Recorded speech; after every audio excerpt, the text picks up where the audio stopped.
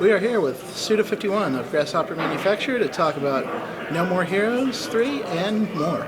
As for No More Heroes 3, it's an interesting thing here where it's the third game in a series, and so there is some sort of standard that players expect, but your games are always very, very different from one another, and I wonder how much quirkiness, how much experimentation are you allowed to bring to No More Heroes 3 versus the other games you've worked on? Basically, it's the short answer, but he's going to experiment a lot with this. Can't really tell too much details about the game yet, but as for his main part, which is working on the script, he's experimented a lot with a lot of new things, and everyone else in the team is also working very hard to try their best to add something new to the formula.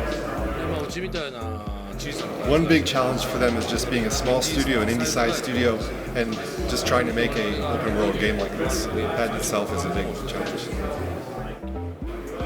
And when it comes to your players, and especially your fans who have sort of been along for the ride and played through the games that you've made for such a long time, do you feel like you're beholden to any sort of expectation they have, or do you approach each project just looking to sort of challenge yourself and move into try different things that you've never tried before?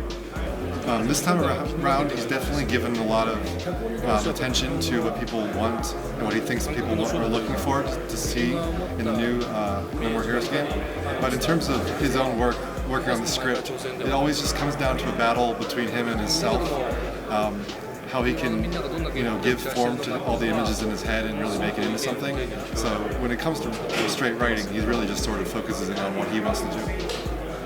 There is something to be said about, like, when you approach a genre and you work in that, you're probably making the kind of game that you want to make. But you mentioned there is this sort of dearth in horror games right now, and I do wonder, what do you want to see out of the horror genre? What do you want to see out of either your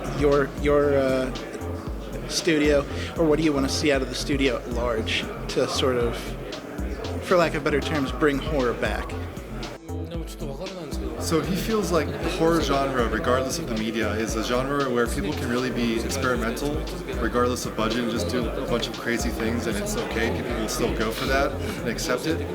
Like, for example, in film, horror movies are still constantly made all around the world. They constantly sell. People always go to see them. Even in Japan, there's this movie that was made called Don't Stop the Camera. It's like a zombie movie that recently that actually became a great hit, even though it was made with a very low budget. And so he wonders, why can't this be the same for games? He feels like even with games, the horror genre should be a place where people can go to low budget, just do something crazy, and see how it sticks to the wall. So he's hoping to bring that feeling back.